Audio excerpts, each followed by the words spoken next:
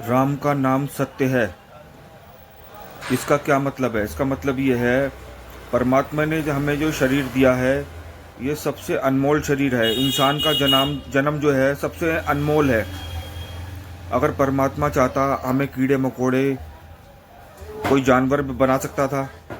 हमें इंसान का जन्म दिया है उसने, तो कुछ सोच समझ के दिया है और हमें इसका पूरा फ़ायदा उठाना है।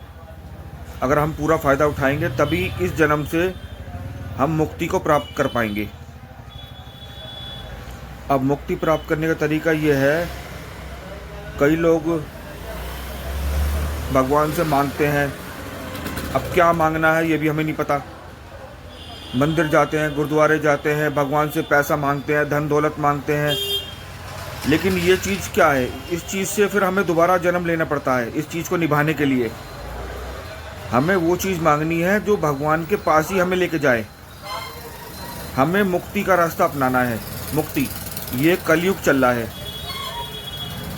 सतयुग, त्रेता, द्वापर, उसमें तो भक्ति ऐसी होती थी कि लोग बड़े बड़े यज्ञ करते थे, एक एक टांग पे खड़े होके तपस्या करते थे, क्योंकि उस टाइम आयु ज़्यादा होती थी। लोगों की आयु ज़्यादा होती थी, उम्र ज़्यादा होती थी।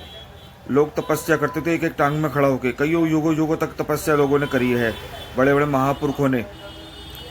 लेकिन वो ठीक है। अब ये चल रहा है कलयुग। कलयुग में ऐसे नहीं है। कलयुग की जो भक्ति है वो नाम भक्ति है। राम का नाम सत्य है, नाम भक्ति है। अगर ऊपर जाओगे परमात्मा के पास, वो पूछेगा तुमने क्या करा? नाम की भक्ति करी, नाम की कमाई करी, तो तुम ठीक है, ठीक हो। तुम ऐसे फंसे रहे, मंदिरों में गुरुद्वारे में जा रहे हो, कुछ नहीं मिलेगा वहाँ पे जाके आपको।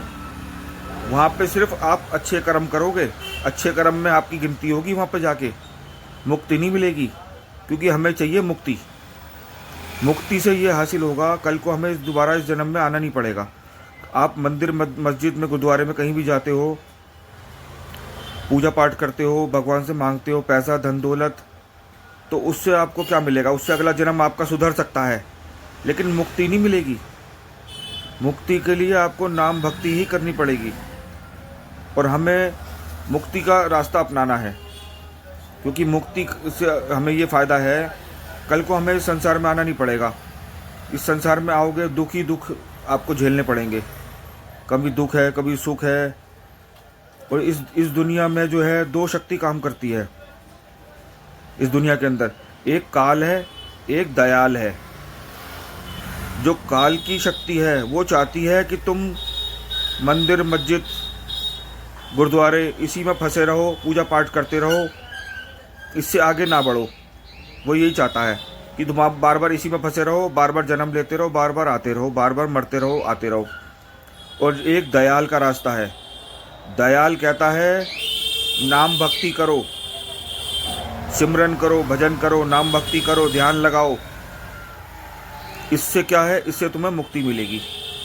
कल को इस संसार में तुम्हें आना नहीं पड़ेगा दोबारा। अब तुमने कौन सा रास्ता अपनाना है वो आपको डिसाइड करना है। आपको सोचना है कौन सा रास्ता आपको अपनाना है, काल का या दयाल का।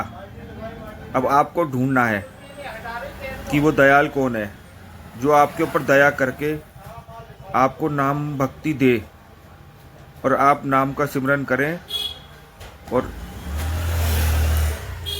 नाम का सिमरन करें और इस दुनिया से हमेशा के लिए भगवान के पास चले जाएं। भगवान के पास जाओगे तो वहाँ सुख ही सुख है। आपने भगवान से क्या मांगना होता है? धन दौलत, पैसा, बड़े बड़े ओहदे, बंगले, बैलेंस, गाड़ियाँ। इन चीज़ों से कोई फ़ायदा नहीं है। इन चीज़ों से आपको संसार में फंसाए रखती हैं ये चीज़ें। आपको भगवान से भगवान को ही मांगना है। और परम पिता परमात्मा सिर्फ एक ही है, दो नहीं है, एक ही है। लोगों ने अलग अलग नाम रख रखे हैं, वो एक ही है। सबका पिता एक ही है और आपको एक को ही मानना है। एक ने जो दीक्षा दी है आपको, आपने उसी पे चलना है, उसी के हिसाब से चलना है।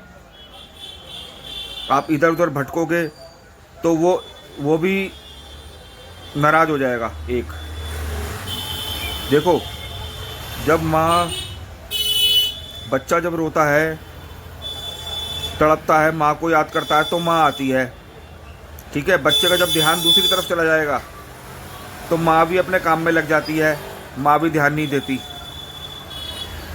तो इसलिए आपका ध्यान अगर दूसरी जगह लगेगा ना तो माँ ध्यान नहीं देगी आपकी तरफ, बाप आपकी तरफ ध्यान नहीं देगा। वो बाप जब ध्यान देगा तब आप बाप की तरफ नज़र रखोगे, बाप के कहने पे चलोगे। बाप ने जो सिमरन आपको दिया है, भजन सिमरन दिया है, जो पूजा पाठ का तरीका बताया है, वो आप करोगे तो बाप की नज़र हमेशा आपके पास रहेगी। अब तुम दूसरी जगह भटकोगे, जगह जगह भटकोगे, तो फिर वो बाप की नज़र भी हट जाएगी आपसे।